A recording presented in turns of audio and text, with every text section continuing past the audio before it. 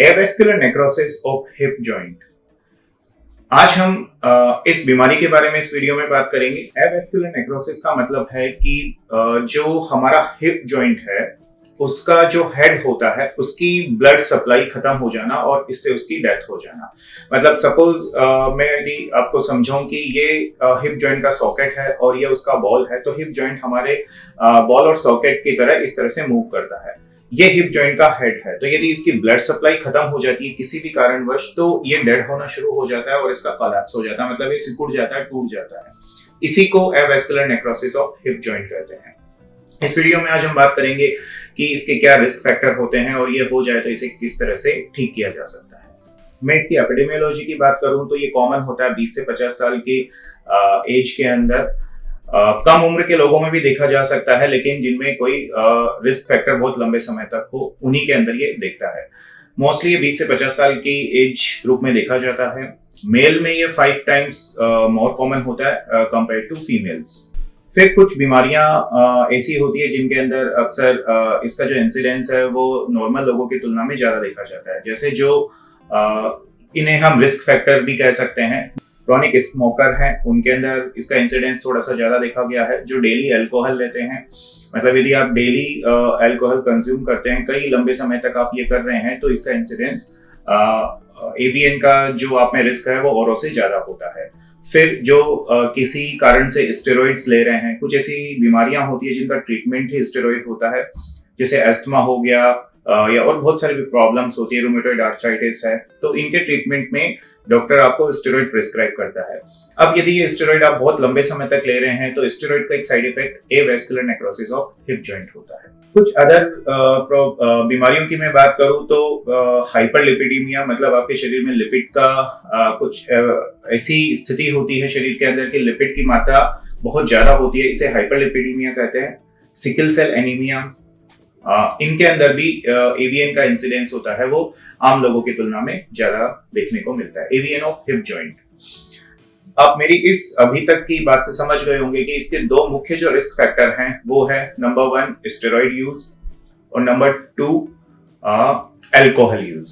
तो ये मेरे पास बहुत सारे इस तरह के पेशेंट्स भी आते हैं जो बॉडी बिल्डिंग एंथुजियास्ट होते हैं और जिम के अंदर स्टेरॉइड यूज ले रहे होते हैं, उनके अंदर भी ये हिप जॉइंट का नेक्रोसिस बहुत कॉमनली देखने को मिलता है। लगभग 30 से 40% जो हिप नेक्रोसिस के केसेस होते हैं, एवीएन के जो केसेस होते हैं, उनका कारण होता है स्टेरॉइड यूज। 20% लोगों में ये अल्कोहल की वजह से देखने को मिलता है और बाकी के केसेस में इसका कारण है वो पता नहीं लग पाता है कि क्यों हुआ है। इन्हें इडियोपैथिक केसेस कहते हैं। अब इसके जो avascular necrosis of hip joint है या एवीएन ऑफ हिप जॉइंट है, उसमें सबसे बड़ी प्रॉब्लम ये होती है कि अर्ली डायग्नोसिस बहुत डिफिकल्ट होता है। इसमें क्योंकि सिम्टम्स इतने एविडेंट नहीं होते हैं, आपको ऑन एंड ऑफ पेन होता है जिसे बहुत सारे पेशेंट्स इग्नोर कर देते हैं या सिंपल जो पेन किलर्स अवेलेबल होते हैं उनको खा के अपना काम चलाते हैं। ऐसी कोई भी ट्रीटमेंट मॉडलिटी नहीं है जिससे एडवांस स्टेजेस में इसको रिवर्स किया जा सके। अर्ली स्टेजेस में फिर भी इसका ट्रीटमेंट हम कर सकते हैं। तो जो सबसे बड़ी problem avascular necrosis of hip joint के ट्रीटमेंट में आती है वो ये आती है कि पेशेंट्स अक्सर एडवांस स्टेज में आते हैं। अर्ली स्टेज में क्योंकि डायग्नोसिस बन नहीं पाता है और एडवांस स्टेज में कोई ट्रीटमेंट मॉडलिटी ऐसी होती नहीं है कि जिससे इस डिजीज को रिवर्स किया जा सके। अब इसका जो यदि आपको भी हिप जॉइंट में पेन हो रहा है और डॉक्टर सस्पेक्ट करता है कि आपको एवीएन हिप हो सकता है, तो जो ट्रीटमेंट है उसे कंफर्म करने के लिए सबसे जो स्पेसिफिक मॉडलिटी है वो होती है एमआरआई हिप जॉइंट का हम कराते हैं। उसके ऊपर इसको डिजीज को कैटेगराइज किया जाता है कि ये किस स्टेज पे है, मतलब स्टेज 1, 2, 3 या 4 स्टेज या उससे भी एडवांस स्टेजिंग होती है। अर्ली जो डिजीज है वो कहलाती है यदि आपका जो हिप जॉइंट है वो नेक्रोसिस की स्टेज 1 या 2A तक होता है। स्टेज 2 को भी 2 पार्ट्स में डिवाइड करते हैं, 2A और 2B। तो 2A और 1 ये अर्ली स्टेजेस कहलाती हैं, फिर 2B, 3, 4 ये एडवांस स्टेजेस होती हैं। अर्ली स्टेज के अंदर जैसा मैंने बताया ट्रीटमेंट से इसको कंट्रोल किया जा सकता है। तो अब हम बात करेंगे ट्रीटमेंट पार्ट की। यदि आपको एवीएन डायग्नोसिस हुआ है और ये एडवांस स्टेज में है, मतलब कि स्टेज 3, 4 या 2B इन स्थिति में है, एमआरआई में इसका बहुत बड़ा आपका जो हिप जॉइंट है उसका काफी बड़ा पार्ट इन्वॉल्व हो चुका है या कोलैप्स हो गया। कोलैप्स से मेरा मतलब है कि हेड का कुछ पार्ट टूट के धंस गया है या सिकुड़ गया है, तो फिर आपको टोटल हिप रिप्लेसमेंट ही कराना होता है। मतलब एडवांस स्टेज में इसका कोई ट्रीटमेंट अवेलेबल नहीं है और मैक्सिमम पेशेंट्स को टोटल हिप रिप्लेसमेंट की जरूरत पड़ती है। अब बात करते हैं, यदि आपका डायग्नोसिस अर्ली स्टेज में बन गया है तो क्या ट्रीटमेंट लिया जा सकता है या क्या सावधानियां आपको बरतनी चाहिए। सबसे इंपॉर्टेंट जो पार्ट होता है वो होता है प्रोटेक्टेड वेट बियरिंग। ये सारे स्टेजेस के लिए है।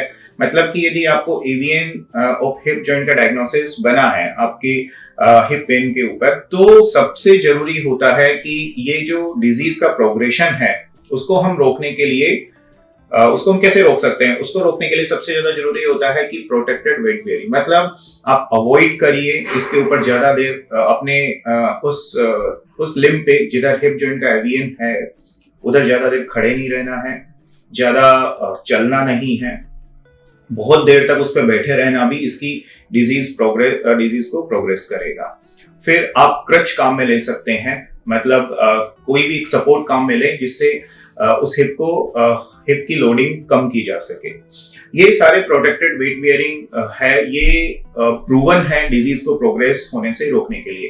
तो यदि अर्ली स्टेज के अंदर आपका डायग्नोसिस बन गया है और आप उस हिप को सावधानी पूर्वक रखते हैं, मतलब कि उसके ऊपर उसको डीलोड करके रखा हुआ आपने, आप उसके ऊपर कम वजन डाल रहे हैं, कम देर खड़े रहते हैं, कम चलते हैं या क्रच काम में लेते हैं या कुछ भी स्टिक से सपोर्ट लेते हैं, तो ये डिजीज प्रोग्रेशन को रोकता है।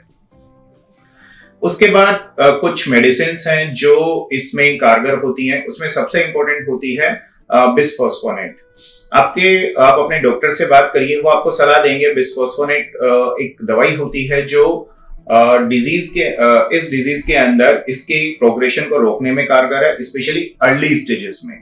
ये कोलैप्स को भी रोकती है और हिप पेन को कम करती है। ये दवाई हमें खाली पेट लेनी होती है। इसको हम वीक में 2 बार भी ले सकते हैं खाली पेट, या मंथली मॉड्यूल्स भी आते हैं जिन्हें हर महीने 1 बार लेनी होती है। ये आप अपने डॉक्टर से सलाह कीजिए, वो आपको बताएंगे बिस्फोस्फोनेट कैसे लेने होते हैं। बिस्फोस्फोनेट को हमेशा कैल्शियम के साथ लिया जाता है, क्योंकि इनको जो कैल्शियम का ये मॉड्यूलेशन करते हैं, कैल्शियम मेटाबॉलिज्म को रेगुलेट करते हैं, इसलिए इन्हें कैल्शियम की जरूरत होती है। तो बिस्फोस्फोनेट प्लस कैल्शियम ये एक प्रभावी उपचार है इसका जो एवीएन है उसको डिजीज प्रोग्रेस करने से रोकने के लिए, लेकिन सिर्फ अर्ली स्टेजेस में। बिस्फोस्फोनेट जो थेरेपी है वो कम कारगर होती है यदि जो आपका एवीएन है वो स्टेरॉइड इंड्यूस्ड है।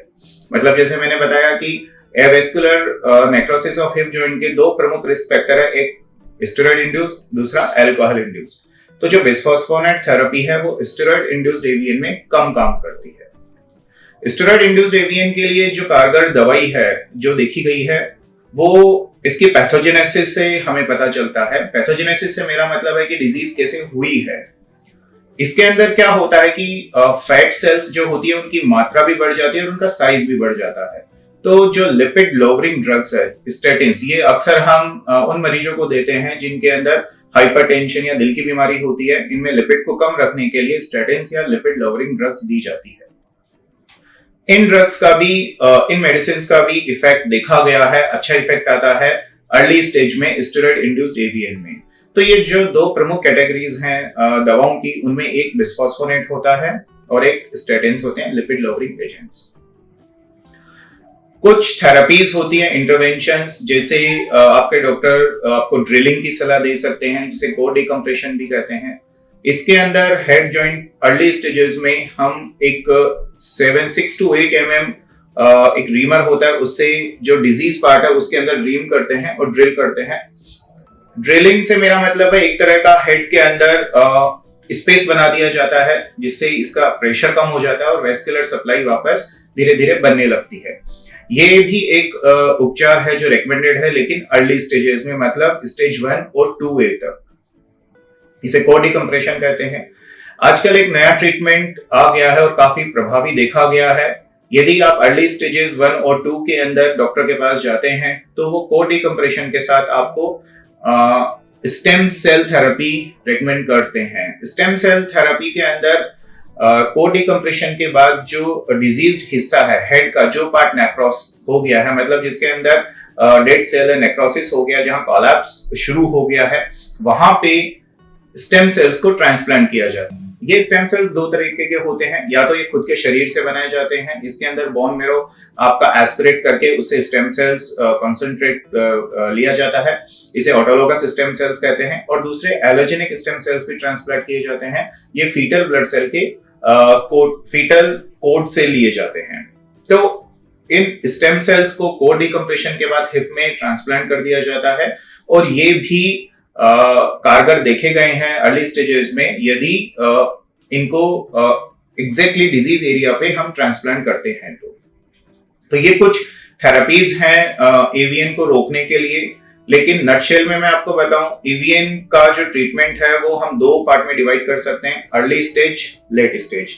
अर्ली स्टेज में आप आते हैं तो दवाइयां प्लस स्टेम सेल ट्रांसप्लांटेशन, इनसे हम ठीक कर सकते हैं। लेट स्टेज में आते हैं, स्टेज 3-4 में, तो फिर एक ही प्रभावी उपचार है और वो है हिप रिप्लेसमेंट। तो यदि आपको ईवीएन डायग्नोसिस हुआ है तो सबसे ज्यादा जरूरी होता है समय पर इसका ट्रीटमेंट शुरू करें। आपको ईवीएन से रिलेटेड कोई भी क्वेरी है तो आप हमें नीचे दिए गए नंबर पर व्हाट्सएप कर सकते हैं। Thank you.